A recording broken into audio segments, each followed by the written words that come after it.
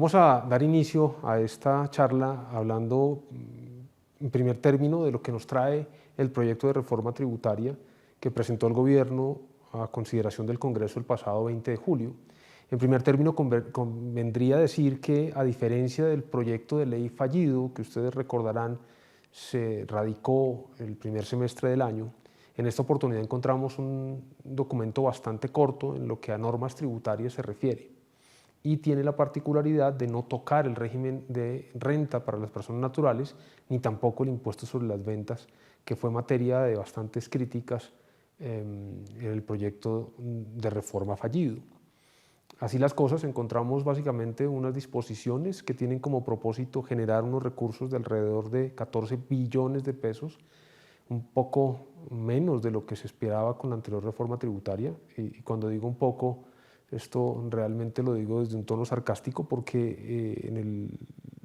intento de reforma tributaria inicial se pretendía una cifra mayor a los 21 billones de pesos. Luego hay una diferencia muy significativa entre una y otra iniciativa.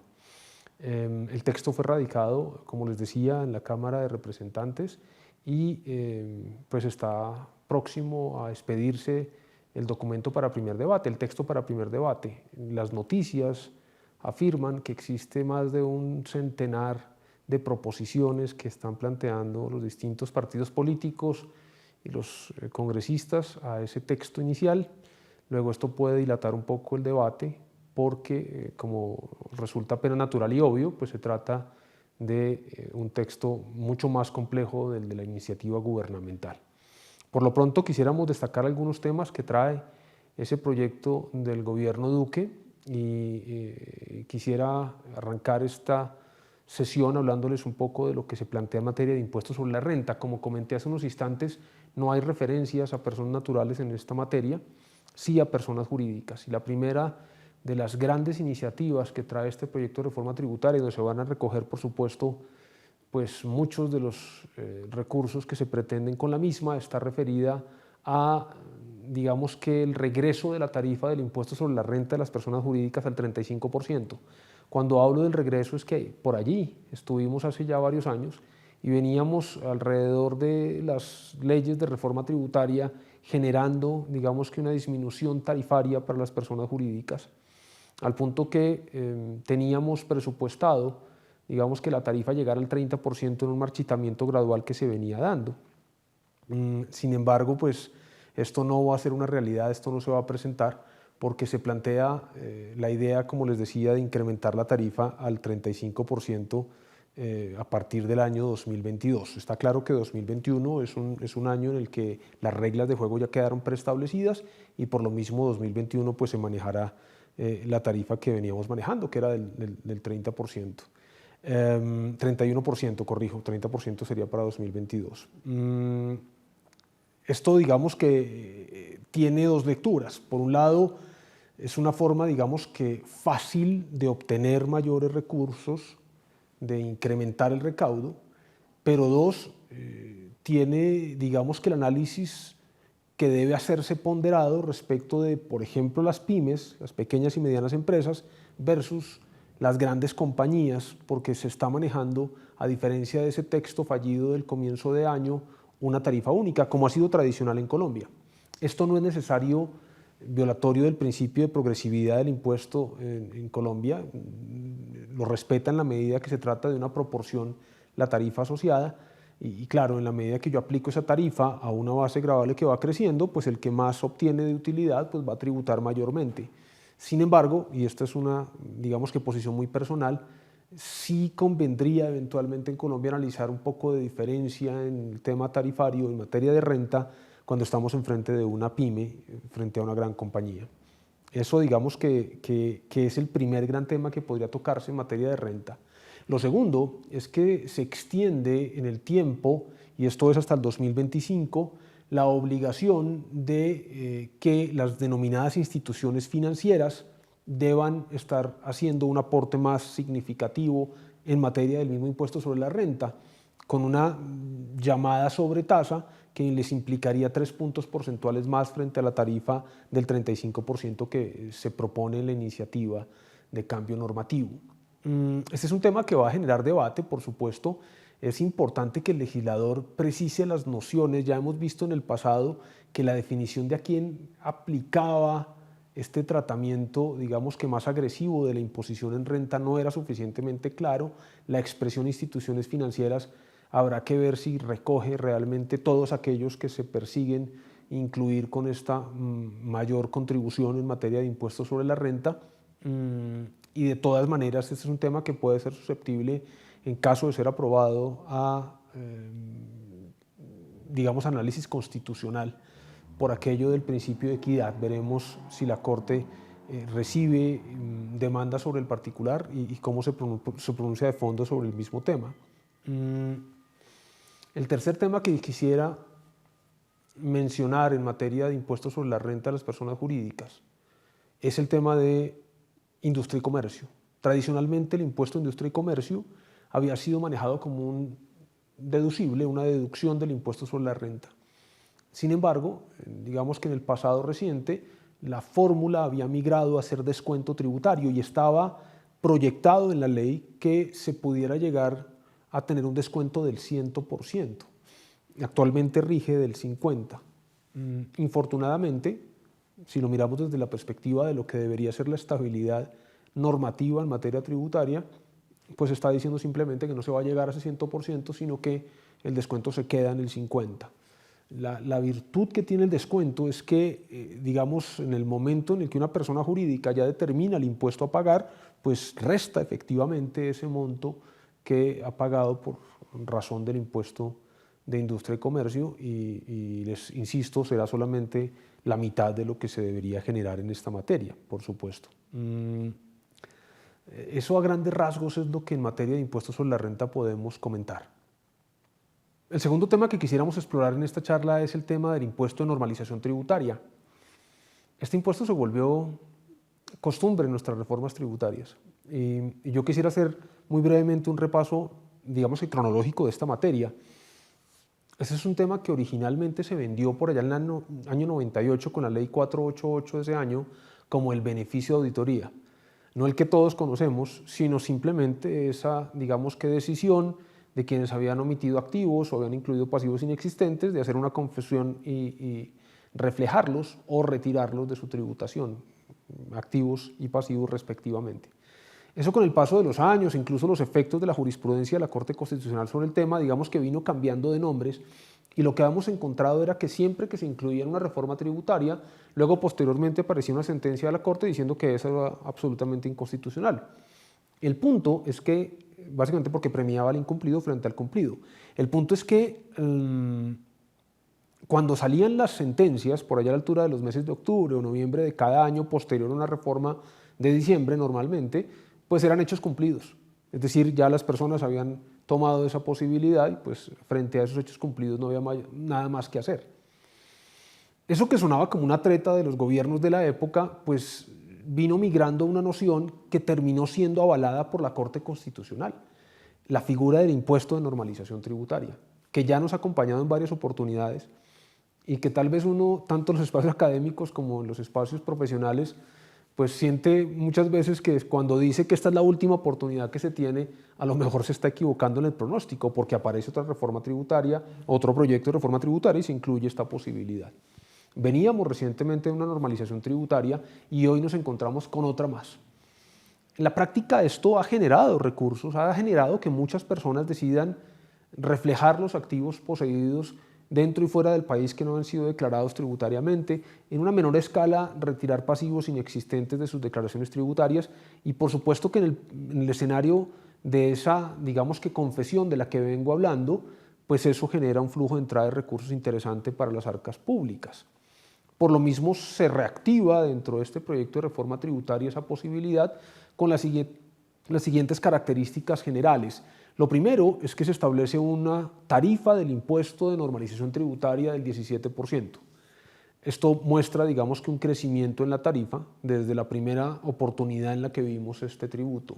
Y tiene lógica, por supuesto. Es decir, no voy a premiar con la misma tarifa, es, digamos, la intención del gobierno, a quien no ha hecho caso de las posibilidades anteriores. Luego han venido aumentando la tarifa.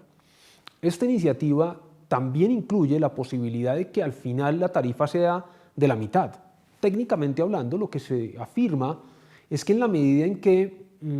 los activos omitidos estén en el exterior y se reinviertan en el país por un término no menor a 2 años, la base gravable quedará en el 50%. Por eso digamos que en el lenguaje coloquial hablo de una tarifa del 8.5 al final, porque lo que estaría haciendo es, no obstante que se aplica la tarifa del 17, aplicarla sobre el 50% del valor de los activos omitidos. Sin duda alguna, cuando uno hace ese análisis, pues entiende que una tarifa del 8.5%, les insisto, es imperfecta esta mención, pero sí muy clara, muy gráfica, pues resulta sumamente atractiva para quien ha tenido, digamos que estas irregularidades. Sobre todo porque las fronteras en materia tributaria vienen desapareciendo y eso es una verdad absoluta. Luego, cada vez va a ser más difícil que alguien pueda ocultar activos con éxito en el exterior o incluso en el mismo territorio nacional. Luego, siempre la recomendación en la actualidad debe ser la de denuncie, refleje, declare y por supuesto utilice estas posibilidades. Luego aquí la invitación es a que el que tiene activos omitidos en el exterior, incluso también en el territorio colombiano o pasivos inexistentes, que es el momento de hacer esa confesión, que la gabela de la base gravable del 50% que les menciono, pues resulta sumamente atractiva, que pensar coloquialmente en una tarifa del 8.5% resulta sumamente beneficiosa frente a lo que podría pasar. Porque por supuesto cualquiera estará pensando, pero ¿de qué habla este personaje si me está diciendo que me toca pagar? Y esto es efectivo, es real. Sin embargo, nada comparado con lo que podría significar que fuera el fisco colombiano el que advirtiera de la existencia del activo e impusiera las penas pecuniarias que están previstas dentro de la ley tributaria colombiana, con riesgos adicionalmente de temas de evasión fiscal que, como todos ustedes saben, ya acompañan, digamos que la normativa en nuestro país, de tal suerte que, insisto, la mejor recomendación es hacer uso de esta posibilidad. No sé si será la última, como decía en comienzo de la explicación, pero es claro que cada vez van a ser menos las posibilidades. Se establece solamente por el año 2022 y tiene la particularidad de que habla de un anticipo a pagarse en 2021. Obviamente esto deberá ser establecido, por supuesto, vía reglamento, la precisión de cuándo se va a hacer, digamos, sería efectivo este tema y, por supuesto, supeditado a que el proyecto de reforma tributaria y este artículo en particular termine siendo ley de la República. Claro, cuando hablan de un anticipo del 50%, están hablando, por supuesto, de hacer una base gravable estimada, porque la declaración solamente se va a presentar en febrero del año 2022. La iniciativa gubernamental de entrada establece esa declaración para comienzos de año para quienes quieran acogerse a esta posibilidad. De tal suerte que pues lo que se haga en este instante, me refiero en el 2021, según lo que se establezca en cuanto a el anticipo del 50%, pues será sobre una estimación de esa base gravable. Y es bien importante entender que la declaración a presentar en febrero de este año, o sea, a finales de febrero, del año 2022 me refiero, necesariamente tiene que estar bien hecha. Y esto dicho, digamos que en un idioma más simple, es que no se van a admitir correcciones a esa declaración, ni tampoco extemporaneidad de la misma, que son, digamos que, opciones, derechos con los que cuenta normalmente un declarante, por supuesto. En este caso puntual es una declaración única la que se presentará a finales de febrero del año entrante y, por ende, pues lo que quede errado dentro de esa declaración se quedará de esa manera. Y es bien importante tener presente que en esta iniciativa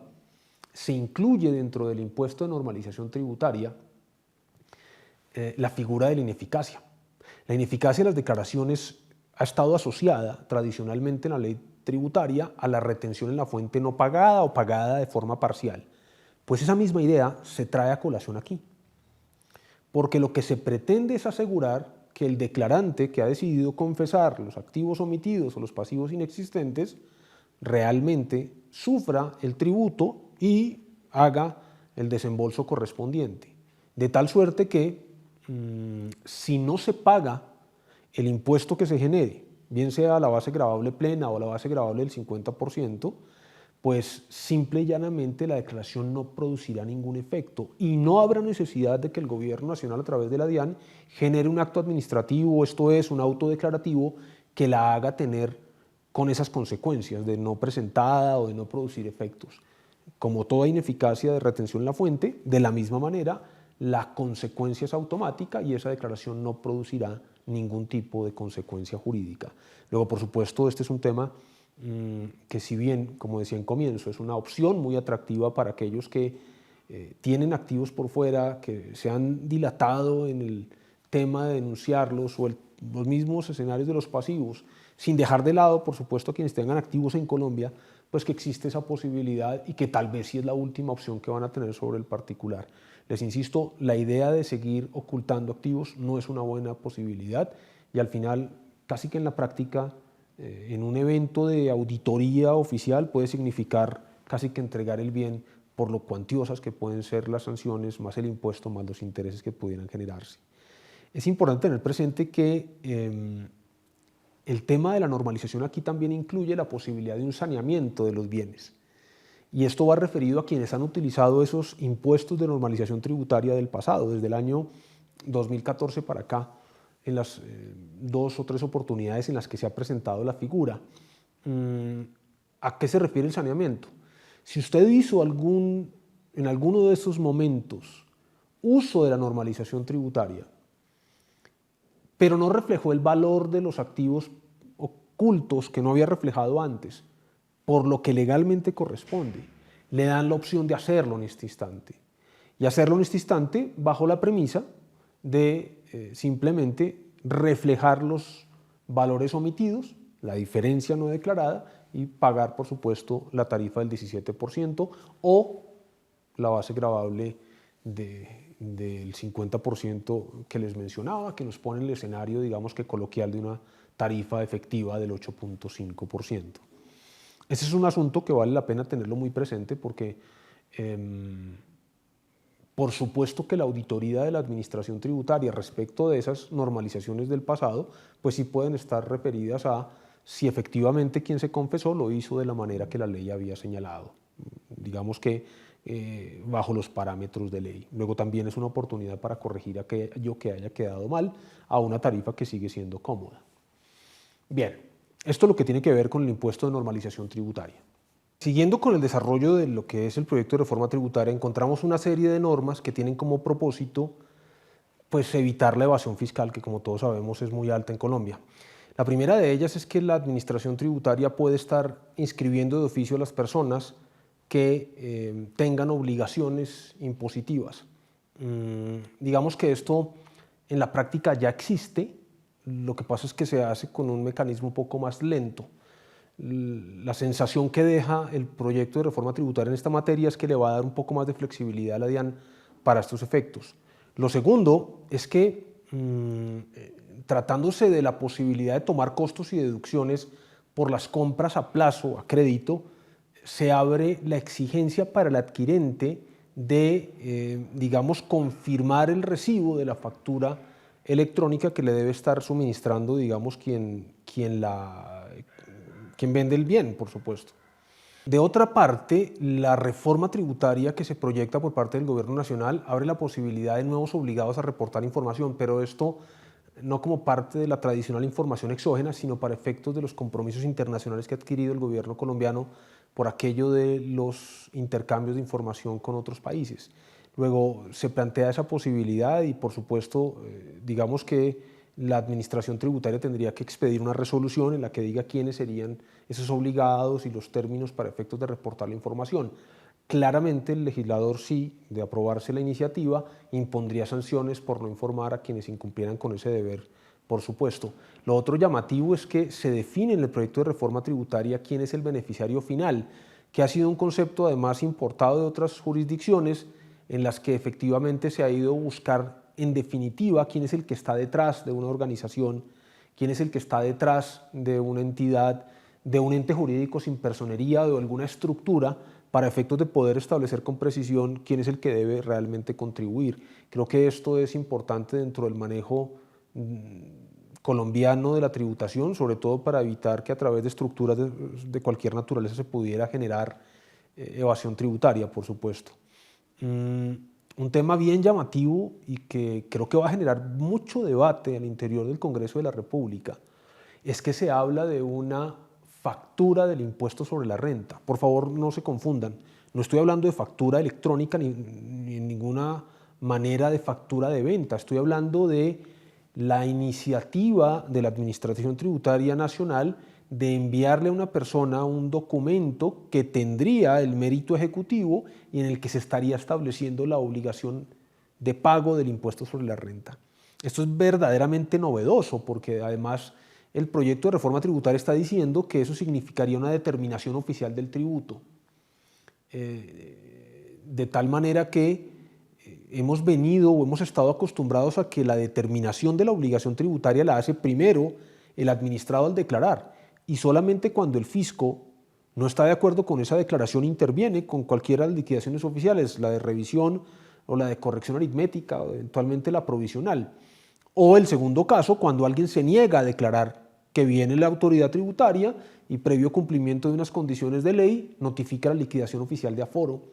Esto le permitiría a la administración tributaria, pues de una manera mucho más expedita, señalar a quien entiende tiene la obligación de contribuir con el impuesto sobre la renta.